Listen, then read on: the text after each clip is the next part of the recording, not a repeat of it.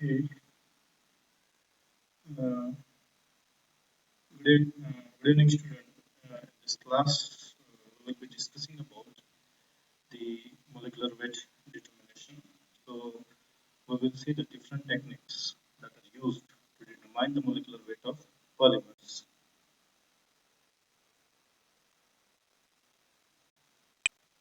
Okay.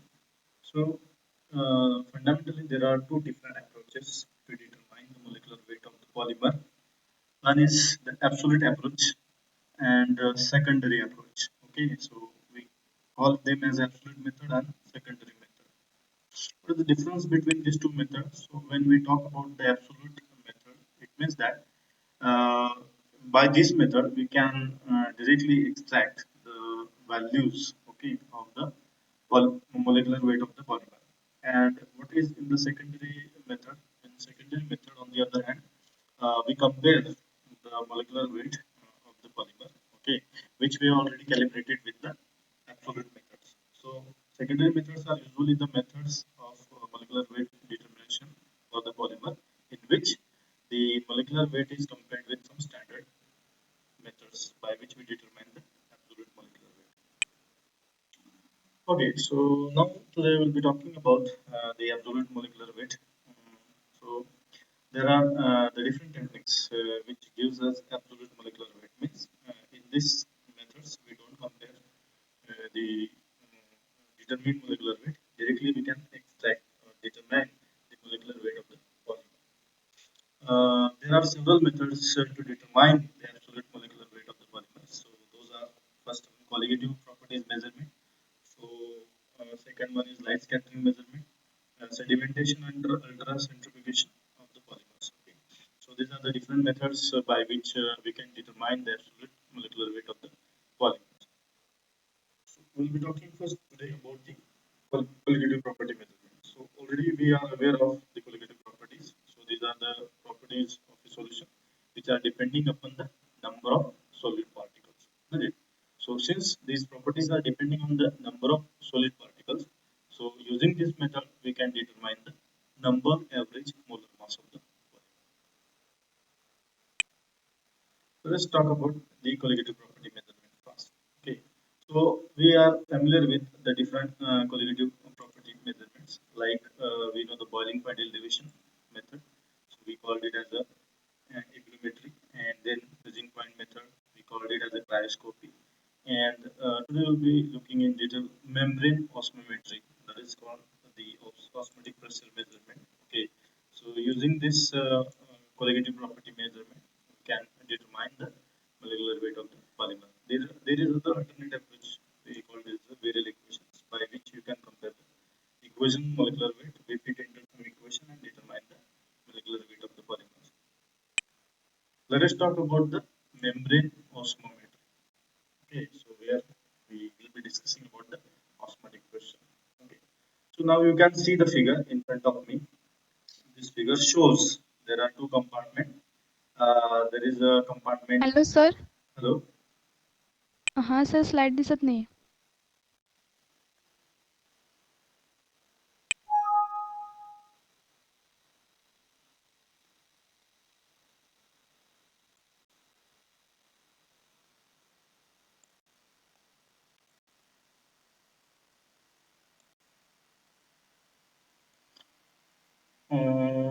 Okay, so see, let me be in the flow. I am recording my lecture on studio.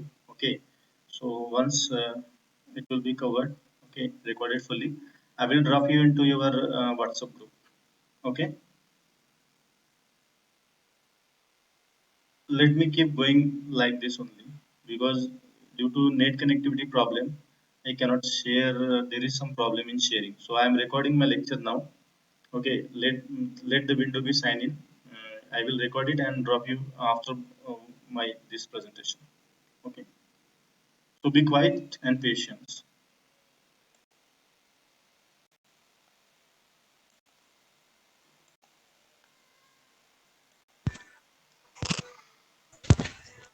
Okay, so this is the membrane osmometry, uh, right? So now we we were talking about the osmotic pressure measurement, and this was the semi-permeable membrane, which is represented here. Now, if you see the left-hand side of this membrane, it contains the pure A. It means that it contains only solvent. There is no solid particle. And if you look at the right-hand chamber of this membrane, okay, on the right-hand side there is only there is a solution, and this is a extremely dilute solution. So we call little bit it as the ideal solution. Okay, so A is our solvent and B is our solid in the A. It means that it is a solution of B in A. So in this case, we can say that B is our polymeric sample. Okay. So now, initially, if we see the uh, level of liquid on both the sides, okay, the level of liquid on both the sides is at T1. It means that the both compartments have the same level of liquid, right hand side as well as the left hand side. Okay. So when these levels are equal, we can say that the pressure on the left hand side, suppose if we give the symbol, the pressure as PL, that is pressure on the left hand side, this pressure will be equal to the pressure on the right hand side. What does it indicate? Pressure on the left hand side is equal to pressure on the right hand side. It means that both the pressures are equals, and there will be the no moment in the beginning. Okay, there will be no moment in the beginning. Either your A is not moving to this side, or your B is not moving to the this side. It means that it is exactly at the equilibrium in the beginning. Second thing, would like to clear that the temperature is constant. So the temperature that we apply to this entire system is constant. So there is no effect of temperature and thermal jostling on this. Okay. So now in the beginning, the condition is that the pressure on the left hand side is equal to the pressure on the right hand side. Now, the property of this semi-permeable membrane is that it only passes the pure solvent molecules, okay, to the solution side. It means that this kind of the movement is not allowed. Only there is a movement of this pure A from the left hand compartment to right hand compartment is only possible. Now, because of this moment, what will happen? The solvent A, okay, which is in this left-hand compartment, will start moving. Okay. As a result of this, what will happen when this liquid will start moving? You can see that the height which is exist on this side, okay, this height will dropping and dropping and dropping. Okay. As a result of that, what will happen? This compartment get filled up because of the migration of the solvent molecule from this compartment to this got filled up, and as a result of this, what will happen? The level in this compartment, that is on the right hand compartment, this level is increases, whereas this level on the pure solution side is decreases. Okay. So now here we can ask the question that why this has happened. Why pure A starts moving from the left hand compartment to the solution side. The reason for this is that the chemical potential. Okay, so the chemical potential on the left hand side is represented as mu L, whereas the chemical potential on the right hand side is represented as mu R. Okay, so we are talking about the chemical potentials on the both side. Okay, so since the chemical potential on the left hand side is for pure liquid A, so we can symbolically call this chemical potential as mu A0, right? And this is on the left hand side. So let us talk this chemical potential on the right hand side as a chemical potential of, okay, A in the solution. So we will not represent symbolically it as a 0. We will just simply represent it as a chemical potential of A. Okay, and therefore we also call it as if we want to provide a more substrate, we can represent this as chemical potential of pure A on the left hand side and chemical potential of A on the solution side, which is exists on the right. So chemical potential of A on the right side. Okay. Now, if you look at the magnitude of both these things, what we can say that the chemical potential of pure A, okay, it is higher than the chemical potential of the A in the solution side. So as a result of that, what has happened? Because of high in the chemical potential, okay, this pure A starts moving from high chemical potential to the low chemical potential side. And as a result of that, what is happening? Okay, as a result of that, what is happening? The this compartment, okay, is keep rising in volume, right? The volume in this compartment will increases because of movement of the pure A from this side to this side. So let us talk about the pressure. Okay, initially when both is at T1, because this side and this side, okay, both have the same level in the beginning. So in the beginning, the pressure on the both side will be equal. Okay, if we talk about pressure on left hand side, it will be equal to pressure on the right hand side. But as the time passes, okay, due to excess chemical potential on the left hand side, the solution, the pure solvent A starts moving to the solution compartment. So this movement is possible because of this semi-permeable membrane, isn't it? Because of this semi-permeable membrane, okay. And what has happening later on, what we can say that the due to high chemical potential side, okay, there is the pressure on this side, okay, we can say that pressure on the solution side is has decreased, and as a result of that, okay, there is a movement of the solution, isn't it? So now let us discuss all this term mathematically. Okay, so now we got our concept clear is that the chemical potential on the left hand side is higher than the chemical potential on the right hand side, that is on the solution side, and thereby there is a movement of the solution. Okay, so now what are those values of the chemical potentials exactly? Okay, so mu ar is representing the chemical potential of A on the right hand side. It means that on which side? On this side. Okay, so on this side I am writing the expression for the chemical potential of A on the right hand side. And what is that expression? That expression is equal to mu A0 plus RT ln of XA. It means mu is okay. So this is related to the solution of A, okay, in the solution of B in A. That's why we represent it here as a mole fraction of A. Okay, we are talking about the chemical potential of A. Therefore, what is the chemical potential of A? It is nothing but it is the summation of chemical potential of pure A plus RT ln of XA. Okay, since it is present in the solution form, so we have to see how much fraction of A is there. So this is what the expression for the chemical potential of A in the solution side. Now, what is the expression for the chemical potential on the solvent side? That is on left hand side. That is on this side. The expression for the chemical potential is only this mu A0. That is chemical potential of A on the left hand side is equal to this one mu A0 only. Okay. So now we already discussed this part that the chemical potential on the left hand side. It means that on this side is much higher than the chemical potential on the solution side. So as a result of that, what will happen?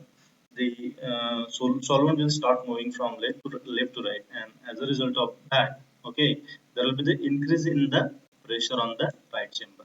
As a result of that, what will happen? The pressure will increase on the right hand side. Okay. Now, there is one standard expression for the ideally for the chemical potential change with respect to pressure. Okay. See what is happening here. In this case, we were talking about the equal pressure, right? At equal pressure, both levels are equal. Okay, pressure on the left hand side is equal to pressure on the right hand side. But due to this osmotic phenomenon, the chemical potential of the pure A, when they are in contact, when pure liquid is in contact with its solution, always the pressure, always the chemical potential of pure solvent is higher than the chemical potential of solution, and because of that there is a movement of this pure solvent from this side to this side. So when there is this kind of the movement has happened, what will happen? This level will be increases, isn't it? So initially there was the same pressure, but when the level of the solution is increased on this side, the pressure has also increased. Okay, so by how much value that pressure has increased, that pressure is called as the osmotic pressure. Okay, that pressure is called as the osmotic pressure, isn't it? So we write here the general expression, the rate of change of chemical potential with respect to pressure, isn't it? Every time when there is a movement of the solution from this side to this side, what is happening? the chemical potential will change with respect to pressure. So what is that change in the chemical potential with respect to pressure? It is nothing but the V, okay, and that is called as the partial molar volume of A. Okay, so we know the concept of partial molar volume. Partial molar volume is if you talk about the number of components on this side, how many components are present on this side? There are two components. And how many components are present on this side? There is one component. So the partial pressure means the pressure of one of the component, which is present in this. Okay, so since there are A and B, so partial volume of A, it does indicates that in total volume, what is the contribution of volume by A? That is called as the partial molar volume. That it. So that partial molar volume, okay, it is represented as Vi. So since the solution is very dilute, so instead of writing the partial molar volume, okay, we will write it as a Va0. That is called, it is nearly equivalent to the partial molar volume of pure A. Why I am saying this? Because B is our solute. When we say that it is highly diluted solution, it does indicates that the A is more in percentage. If A is very high in percentage, it means that its solvent is very high in percentage. So therefore, the partial molar volume of A is nearly equal to the volume of pure liquid. Okay, so that's why we represented this quantity as a Va0. Now, I'm saying here the expression that rate of change of chemical potential of your solvent is with respect to pressure at constant temperature is equal to Va0. Okay, so this is the expression that we got from there, and we know that Va0, okay, is positive. Why it is saying positive? Because every time you can say that the value of volume on this side for A is keep on increasing, because only pure A is traveling from this chamber towards this chamber. As a result of that, the value of A, okay, is positive for this chamber. Now, uh, how long this increase will be there? Okay, till there is equilibrium approach. Okay, so when the equilibrium on the both side will approach. Okay, how long the moment will be there? Till the equilibrium will be approached. And when there is no moment, what we can say that the system is at the equilibrium. So therefore, when we take that situation, in that situation, what will be the value of the chemical potential? The value of the chemical potential will be like this. The chemical potential of A on the right hand side is equal to the chemical potential on left hand side, which is equal to mu A0. Okay. Once the level will be reached on this side, even though pressure will be high, the solution, there will be no movement from this side to this. That it. Why? Because the membrane is semi-permeable, which allows only solvent molecule to move, but not this. Okay. So therefore, we'll be talking only about the change in the chemical potential of A. We cannot talk the change in the chemical potential of the B. Right? Now, when equilibrium will approach, isn't it? What will be the pressure on the left hand side and the pressure on the right hand side? The pressure on the left hand side will be equal to P, whereas the pressure on the right hand side will be equal to P plus pi. There will be excess of the pressure that on the right hand side. Now, okay. Now, what is this pi? This pi is called as the osmotic pressure. And how do we define this osmotic pressure? This osmotic pressure is nothing but it is the extra pressure. Okay, that must be applied to make mu A in solution equal to mu A0. Okay, what is that pi? This pi is nothing but the osmotic pressure that is required for reaching the equilibrium in the chemical potential for pure A and the chemical potential of A in the solution side. म्हणजे it means that the osmotic pressure is nothing but the pressure which is required, okay, to attain the equilibrium between the chemical potential of A on the pure solvent side to the chemical potential of A on the solution side. Okay. So now with this we write the expression that when there will be the equilibrium after the osmosis phenomenon occur, after the movement of the solvent, there will be no further movement. Okay, that process is called as equilibrium. So when equilibrium will be approached, we can say that at equilibrium the chemical potential on of A on the left hand side will be equal to the chemical potential of A on the right hand side. Okay, so now you can divide this compartment like that. This is our pure A, it means that only pure solvent, and on this side we have solution of polymer. Okay, so solution of B means solution of B is nothing but solution of polymer in solvent A. So the chemical potential of A, when we talk about the pure solvent, it will be equal to mu A0, isn't it? Now it becomes the function of pressure and temperature. Okay, so since we talk about, we can take the variation of both the things with respect to pressure and with respect to temperature. Okay, so for pure we represent this as mu A0, and from for solution side, what is this value of chemical potential? So this is equal to mu A0 plus RT ln of XA. Okay, so now in this case you can see that on solution side the value of pressure is now P plus pi with respect and at temperature T.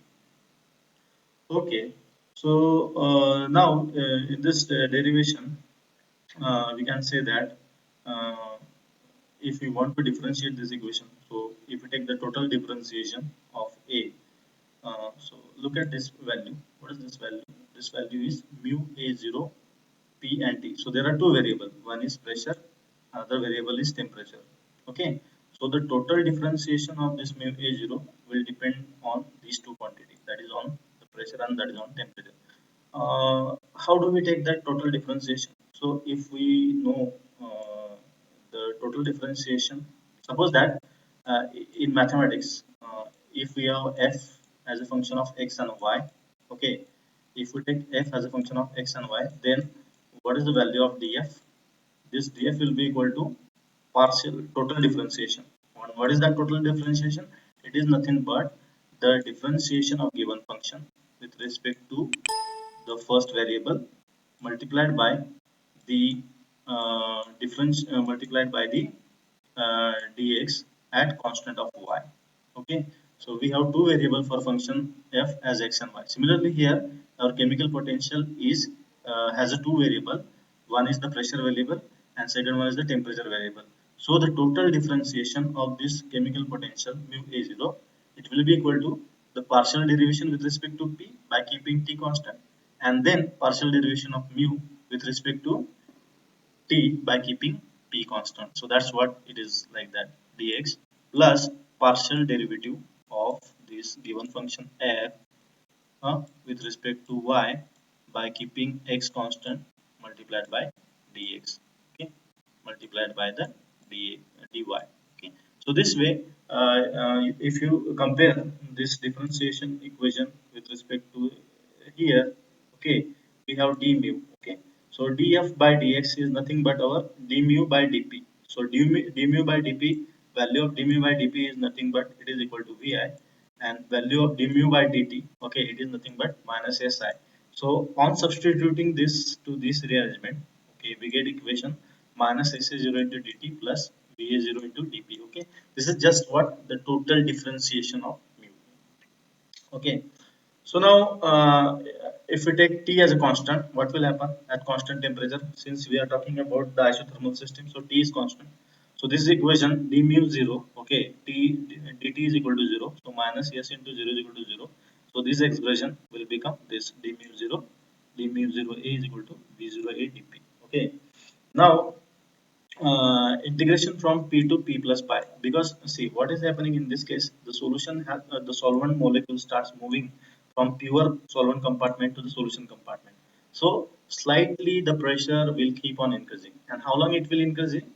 It is increasing till the pressure on the right hand side will become P plus pi, P plus pi. Okay, so during this entire process, what is changing? There will be change in the chemical potential. And how much chemical potential is changing? So the final value of the chemical potential, that is mu a0 P plus pi minus initial value, that is equal to mu a0. Okay, so this was the change, which is equal to integration of this d mu 0. Just what we have done in this case, if you look at this expression. Okay, so in this expression what we have done, we have just rearranged this expression. Okay, so this take this mu a0 on this side, it will be equal to minus, and take this on this side, it will be equal to minus. So this equation will become minus RT ln of x is equal to minus mu 0 p plus pi t minus mu 0 t, isn't it? Now,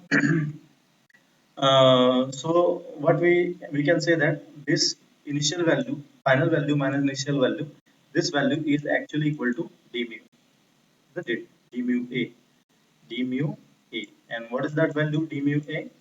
D mu a is nothing but this VA dp, that is this quantity. Okay, and now we are integrating this equation. So when we talk about the integration, what we are looking for, we are looking for the slow addition of the buildup of the pressure on the right hand side of the chamber. Okay, so every time the pressure is building on the right hand side. Okay, so what is happening in this side, the value of the chemical potential, okay, d mu, okay, it will keep on changing within the pressure limit from initial pressure on the both side was P to the final pressure on the both side was P plus pi.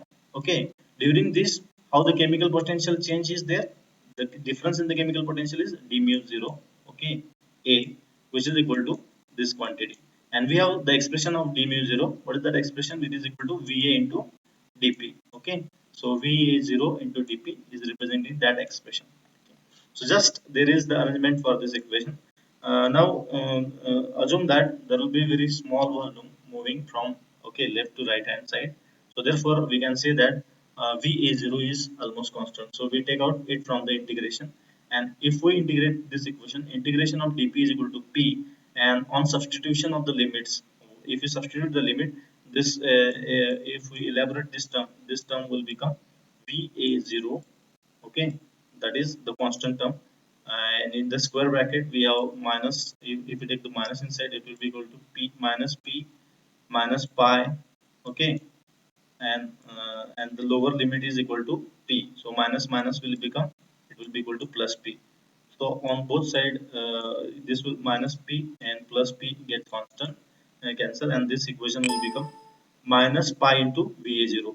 Okay, on this side again there is a minus minus sign, so minus minus will become plus, and finally we arrange the equation. So va0 will go on the denominator of this equation, so here it will be like this, rt va0 ln of xa. So this equation is equation for the osmotic pressure.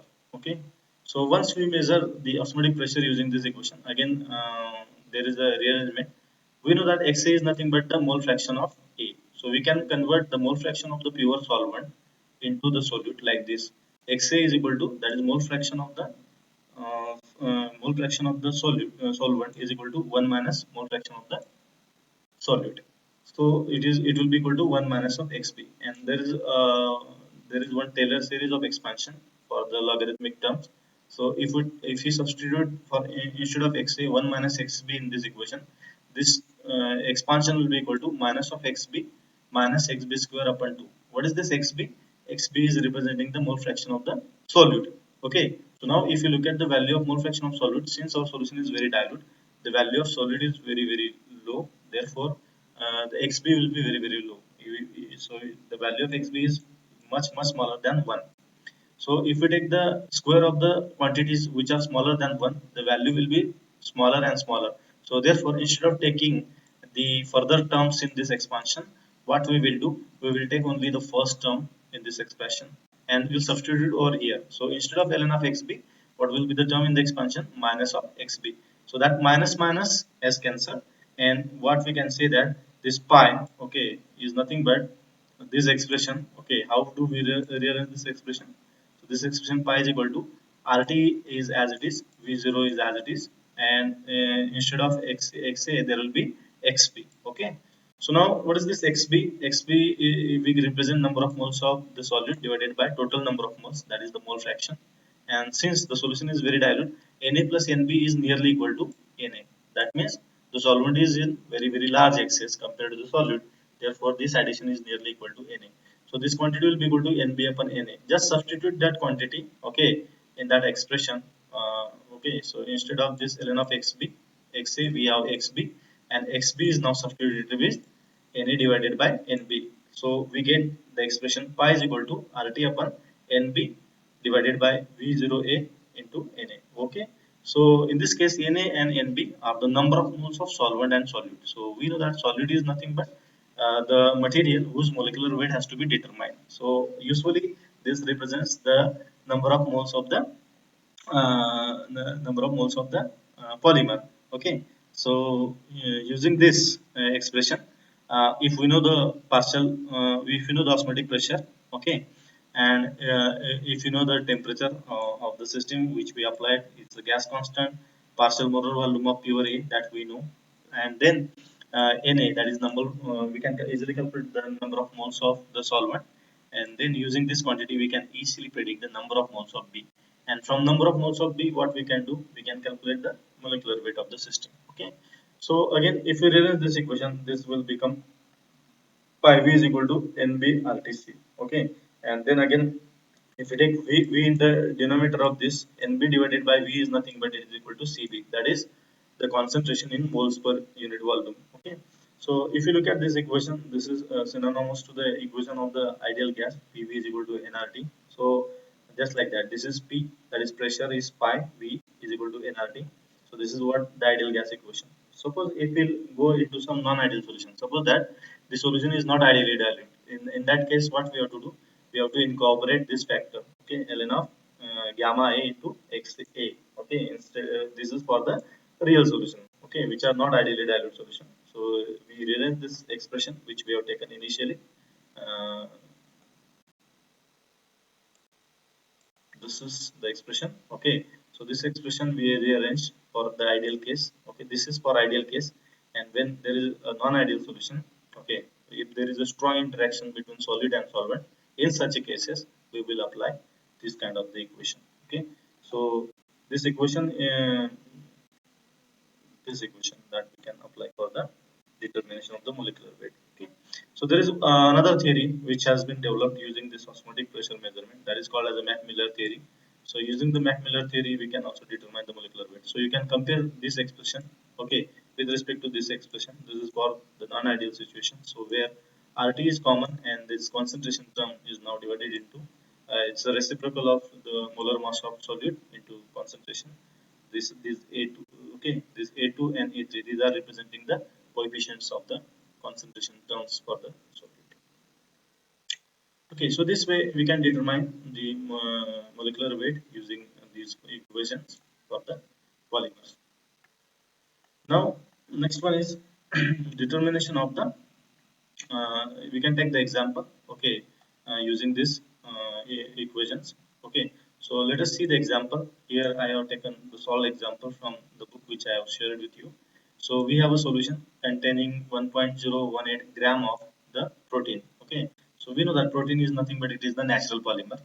Okay, and here per 100 gram of water. So there are the two things given. The weight of the solute is given and the weight of the solvent is given, and is found to have osmotic pressure of 10.5 torr. Okay, so using this pressure, they are they have found the osmotic pressure value in terms of the torr, and they at the temperature 25. So what we have to estimate the molecular weight of the polymer. Okay, so what for this we will use this expression. So things are given. So we have R as a gas constant, temperature T is given, and this quantity is given, this is given. Okay. So first, what we have to do, whatever the pressure units we have given to us, torr, atmosphere. Okay. So initially we have to convert it into the atmospheric value. So torr, 10.5 torr is given. So if we divide it by 760, okay, it will be equal to in the atmosphere. So this value 10.5 torr is equal to 0.0138 atmosphere. Now there are the parameters for water. We know what are the parameters for water. The density of water at 25 degrees Celsius is equal to 0.097 gram per centimeter cube. Water's molecular weight is equal to 18 gram, and its partial molar volume of pure water is equal to 18.054 cm cube per mole. Okay, this value we obtain by taking the reciprocal of density, isn't it? So this Va0 is nothing but it is equal to the reciprocal of density 1 upon d. Using this, you can estimate the value.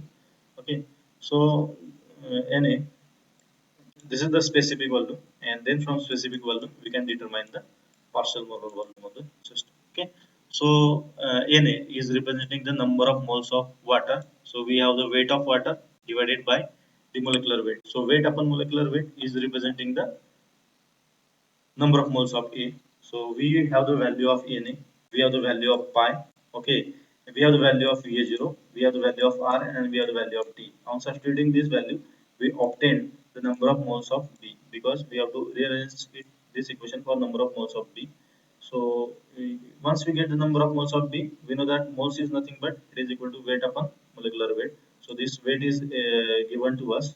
Okay, and then we have calculated this formula for molecular weight divided by the NB that we obtained from this expression, and this way we can get the value of the molar mass of the polymer, that is equal to 18,000 grams per mole. There is another method to determine the molecular weight of the polymer, that is called as a light scattering method.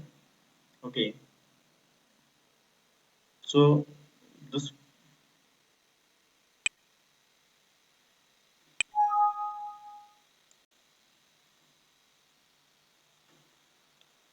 I think, okay, so there will be the next lecture. I will continue my recording and then I will drop you. Okay, I will leave the meeting from this way now, because the next lecture will be continued after after complete record. Okay, I will share you.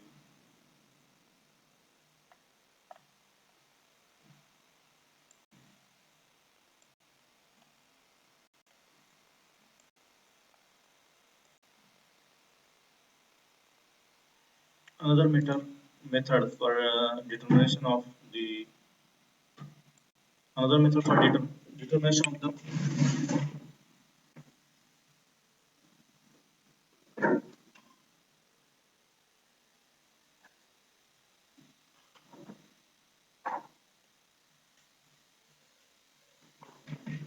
another method for determining the molecular weight of the polymer is light scattering method.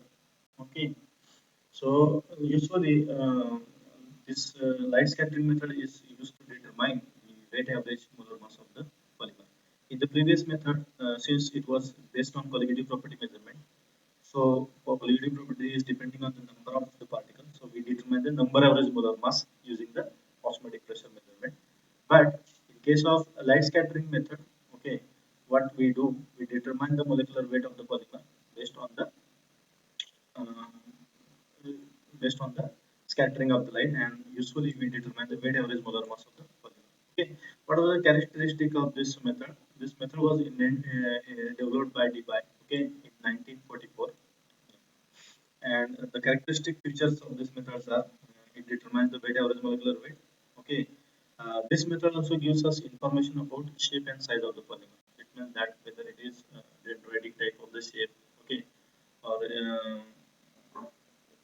like compact shape, tacticity of the polymer, okay, whether the polymer is regular shape, irregular shape. So it gives us idea about the size and shape of that polymer. So besides only determining the molecular weight of the polymer, it also gives us the compactness of the polymer. And this another characteristic feature of this method is that it also able to investigate the kind of interaction that are exist between the solvent and the polymer. Means solute-solvent interaction can be determined using this method. It means that some polymers are cationic in nature, anionic in nature. Okay, and some may have dipoles. Okay, so there is a dipole solvent interaction. Okay, ion solvent interaction. This kind of the interaction can be easily determined. So this kind of the interaction are also useful to predict the charges on the polymer. Okay. So what information that we can extract using this light scattering method? We can determine the weight average molecular weight. We can determine the shape and size of the polymer. We also could able to determine we can determine the charges on the polymer using this technique. The experimental technique of light scattering is mainly okay is based on the magnitude of the intensity of the incident beam and that of the scattered light by the polygon. Okay. So this was all about the light scattering method. Now, let us, before going to start this light scattering method, let us discuss about the nature of light. Okay, so every one of us is very well familiar with this kind of the wave nature of light. Okay, so if you look at the wave nature of light, there are the two waves that are perpendicular to each other. Okay, this is what the oscillation in the x direction. This is what our x direction, and the perpendicular oscillation is there through this one. Okay, so we can take that the wave also exists in the xy plane. Okay, so what we call this as, these are nothing but uh, these are the two component of the wave. One is called as the electric component of the wave, and second component is called as a magnetic component of the waves. Okay, so based on this, the every light, when it transfers, okay, the two vectors are always perpendicular to each other, electric vector and the magnetic vector of the light. These two components are not separate. We cannot easily separate these two components from one another. Magnetic component and the electric component cannot be separated from each other. Okay, so now we use the light wave for this kind of the experiment. Okay, and we take the sample. So this way we have a incidental light. Okay, this one is the monochromatic beam. Okay, this is all our sample cell where we fix our sample, and based on the particles present in the sample cell, okay, there will be the scattering of the light. So if you can see that the scattering is exist at different angle. One is at 45, second one is at 90, and at 135. So there are different angle of scattering, and the angle of scattering begins from 0. Okay, so from at every angle you can determine the scattering from 0 to 45 to 90 to 135 and so on. Okay, so initially the intensity of light, which with wavelength of intensity of the incident light will have an intensity of I0 magnitude, and with the wavelength of lambda. Okay, it is bombarded on the sample which is fixed over the sample cell, and then we have a detector which we call that as a movable photo cell. Okay, that is called as the movable galvanometer. It determines the intensity of the light. So what it does, when the light is falling on the this galvanometer, the light is converted into some current value, and based on the magnitude of the current, we determine how much light is scattered. Okay, so now basically we have two types of the scattering. One is called as the Rayleigh scattering, and second one is called as the Raman scattering. So, what is the difference between these two kind of the scattering? Okay, so what is Rayleigh scattering? Rayleigh scattering means it is the scattering of light. Okay, in which the incident radiation, okay, and the scattered rays, okay, they have the same energy. Means radiation will scatter without exchange of energy. For example, h mu, okay, is the energy of the incident radiation. It falls on the sample, and suppose that h mu s is called as the intensity of the scattered radiation. This point is very important. See, h mu I is representing the intensity, the energy of the incident light, and h mu s is representing the energy of the scattered light. If the both these energies are same, then that kind of the scattering is called as a Rayleigh scattering. That kind of the scattering is called as a Rayleigh scattering. It means that in case of Rayleigh scattering, we have h mu I, that is the energy of incident radiation, is equal to h mu s, that is the energy of the scattered radiation. They will be the same. That kind of the scattering is called as electric scattering. It means that there is no sharing, there is no loss of the energy of the incident radiation. Second kind of the scattering is called as a Raman scattering, which usually we use for the Raman spectrophotometer to determine the vibrations, to determine the bond length, okay, and the various functional groups present in the molecule. Okay, so in this kind of the scattering, what is happening? we have a incident radiation. Suppose that the incident radiation will have energy of h mu. It falls on the sample, or we bombarded it on the sample, and suppose that this is the scattered wave, and the scattered wave will have energy h mu s. Then the possibility is that this h mu I, okay, either it will be smaller, okay, either it will be smaller than the h mu s, or another possibility is that this incident radiation, okay, will be greater than the scattered radiation. Okay, these are the two possibilities that is happening in the Raman spectrophotometer. Okay, or in the kind of Raman scattering. Yeah. Now, why this has happened? Because the sum of energy of the incident radiation has lost. Okay, for the vibrational, rotational, or translational motion of molecule. Okay, to enhance the vibrational, translational, or rotational energy of the molecule. Sometimes it may happen that the scattered radiation will have high energy. And why it has happened? Because of the oscillating dipoles in the molecule. Okay, is in the phase with the scattered radiations, is in the phase with the incident radiation, which enhances the energy of the scattered radiation. Isn't it? So this way, what is happening? The two possibilities that are happening in case of the Raman spectrophotometer. So suppose that you are using some kind of a laser. We know that laser is of very high intensity and they have fixed wavelength. The very high energy radiations, okay, that you are using as a source, and this kind of radiation falls on the sample, and once it falls on the sample, there will be the scattered radiation. Okay, so there are the two possibilities. Suppose that this is the energy of the laser, so we can say that the scattered radiation will have either higher energy or will have a lower energy. So if it will have a lower energy, it is called as a Stokes shift, and if it will have a higher energy, okay, it is called as a non-Stokes shift, or it is sometimes referred to as a pseudo radiation, isn't it? So in case of Raman spectrophotometer, we determine this side of a portion. So this is not part of your syllabus. Now let us discuss about the Rayleigh scattering. So what happened in the Rayleigh scattering? The incident radiation and the scattered radiation will have the same intensity. They will be the same intensity. Now, why this has happened? Suppose that if I take the polymeric sample in this case, suppose that we have polymer dissolved in some solvent. So we know that polymer contains the nucleus as well as the electrons are moving. Polymer has a molecule, and each molecule is containing atom.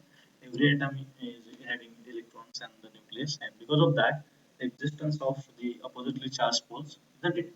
The polymer has, when we take the polymer in case of the solvent system, okay, there will be the existence of the dipoles, and these dipoles are in the state of oscillation, right? These dipoles are in the state of oscillation. Now, because of the oscillation of the dipoles, these dipole have its own frequency, and let us say that mu is the frequency of the dipole, okay, and so let us say that mu I is the frequency of the incident radiation. That it. Now, when the incident radiation will fall on the sample, that is this monochromatic radiation will, when it is fall on the sample, what it will happen?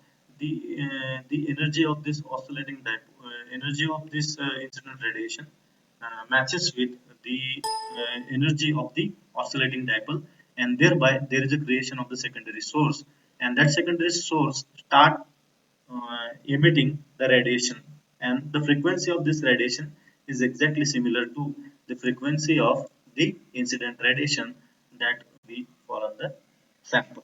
Okay, so we measure this scattered radiation like this way at various angles. So the two important factors are there. One is the position vector, and second one is the theta at which we measure the intensity of the radiation. Okay. So now based on this theory of the scattering, we have a different equation. So initially, this light scattering method was developed only for gases, and later on it was correlated to the solution side. So for gases, this intensity, that is the scattering at theta angle, is given by 2 pi square n minus 1 square m divided by lambda raised to 4 NAV into C. Okay. So now in this equation, if we look at this all expression, okay, this is the mathematical theoretical equation that is correlated to the instrumental parameters. Okay, and what are the instrumental parameters we have? This I is representing the intensity of the light. This lambda is representing the wavelength of the light that we are incidenting. Okay, and then I theta, it represents the intensity of the scattered light, okay, per unit volume of the system, that is detected angle at angle theta. So we move this galvanometer, and according to at whatever angle we determine the scattered radiation, okay, that is representing this theta at the distance of smaller from the center of the system. M is representing the molecular weight of the gas, this capital M over here in this equation. Okay, this represents the molecular mass of the gas, and the C is representing the density or concentration of the gas in the mass per unit volume unit. Okay, so this way we determine the things from this equation, and we find out this parameter r theta, which we call as the scattered light intensity, release scattering. Okay. Now this release scattering, which is this equation is only for gases. We correlate this equation for the liquids because our polymer exists in the solution form. We prepare the solution of the polymer. So to correlate that, what we will do, we rearrange this term. So on rearranging this term, what we get here, 2 pi square lambda raised to 4 NAV RT upon beta into n bar dn bar by dp raised to square. Okay. So here this dnp by dp in this ratio is representing the change in the uh, refractive index with respect to the concentration. Here actually P is used, actually it should be C. So with respect to concentration, there will be change in uh, the refractive index of the system. Beta is representing the compressibility, and the expression for beta is equal to 1 minus of 1 by V dV by dP at constant of temperature. Rest of the parameters are same. NAV representing the Avogadro's number. Now, if you look at this equation, this R theta, that is the release ratio, okay, it is inversely proportional to the square root of lambda. So we can say that in this equation, R, that is release scattering,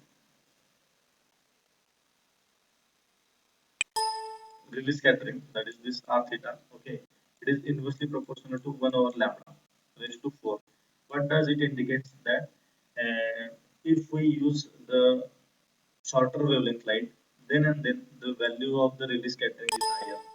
Okay, we know that. What do you mean by shorter wavelength light? Shorter wavelength light means the high energy light. When we use the high energy light, then and then only there will be the high intensity of the scattered light. Okay, so to get the high intensity of the scattered light, what we have to do? We have to use the wavelength shorter, because shorter the denominator, okay, higher is the value of this. Now, on comparing the gaseous phase and liquid phase together, okay, what we do, we represent the expression for the R, that is release scattering, compared to the liquid and gases. And what is this R theta prime? This R theta prime is nothing but the reflect the release scattering of solution, the release scattering of the solvent. So this way, we determine the excess release scattering. Okay, so this I theta prime is representing expression for the intensity of the scattered radiation at angle theta compared to the liquid, and remaining terms are as it is. So we have rearranged this equation. dnp by dp is replaced with rtc d pi by dtc, where here pi is representing the osmotic pressure. Now again, this is the method which can be related to the osmotic pressure measurement. So we have to measure the osmotic pressure of the solution first, and then based on measuring that osmotic pressure, or based on the standard value of the osmotic pressure, okay, what we can do, we can determine this parameter r prime theta, and then this r prime theta, okay, it can be correlated with this term C. C is representing the concentration in terms of the moles per volume. So once we know the concentration, we can determine the mass. So this way, the light scattering method is used for determining the molecular weight of the mass. Thank you. So today we have seen the two methods. One is called as the osmotic pressure measurement. Second one is called as light scattering measurement. So the difference of the two techniques is that in case of osmotic pressure measurement, we determine the number average molar mass of the polymer using the semi-permeable membrane. And in case of the light scattering method, we measure the scattered light intensity. Usually we prefer the release scattered light intensity and to measure the weight average molar mass of the polymer. this is the basic difference between these two techniques. One is for weight average, another one is for the number average.